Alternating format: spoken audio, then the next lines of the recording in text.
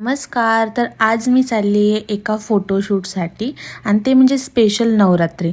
आज मला बोलवलं होतं पारगाव येथे फोटोसाठी, कारण की त्यांना माझ्यावरती मेकअप ट्राय करायचं होतं. म्हणून मी निघाले लवकरात लवकर, घरचं काम आवरलं आणि माझ्या भावाला घेऊन निघाले मी प्रवासाकडे निघताना माझ्या भावाने एवढं सुंदर अशा ठिकाणावर मला घेऊन चालला होता आणि त्यात ही हवा भयंकर लागत होती.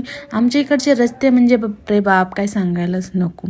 त्यातली त्याच असं झालं की सकाळ सकाळ मला निघायच्याच टायमिंगला गांधण माशी हाताला चावली होती आणि तो तेवढा पॅच एकदम रेड झाला. नंतरनं ते एवढा प्रॉब्लेम झाला, जाता जाता घ्यायचं होतं माझ्या मैत्रिणीला, तर आधी तिच्याकडे गेलो. तिथं घेतलं वैशूला, कारण की वैशू आणि मी जाणार होतो श्यामलताईंची, तर जिथे आम्हाला मेकअप करायचा होता. त्याआधी ज्वेलरीचं बघायचं होतं, कारण की गेटअपसाठी मुकुट करायचा होता आणि त्या मुकुटसाठी अशी ज्वेलरी आम्हाला थोडीशी पाहिजे होती.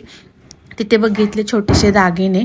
त्यानंतर ना आम्ही घेतला असा आम्हाला पाहिजे होता मोठा असा मुकुट, पण तसा काय अवेलेबल झाला नाही जसं आम्हाला पाहिजे होतं. त्याच्यानंतर ना आम्ही छोट्या गोष्टी सोबत घेतल्या आणि त्यानंतरनं स्वतःच क्रिएट करू असं ठरलं. त्यानंतरनं ज्वेलरी फिक्स करायची होती. ज्वेलरी फिक्स करून झाली आणि मुकुटाला आकार देण्याचं काम चालू केलं, कारण की आम्हाला मुकुट अवेलेबल होत नव्हता. म्हणून आम्ही घरीच तयार करायचं ठरवलं आणि इथे बसून वैशूला आम्ही काम लावलं आणि वैशूंनी बरोबर ते तयार करायला सुरुवात केली.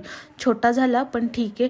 आपल्या अशा वेळेला अचानक काहीतरी करायचं म्हणलं तर हे आम्ही असं क्रिएट करायचं ठरवलं. त्यानंतरनं पण त्यात तिने चुका केल्या आणि भरपूर काही चुका केल्याच्यानंतरनं तो असा थोडासा कट झाला.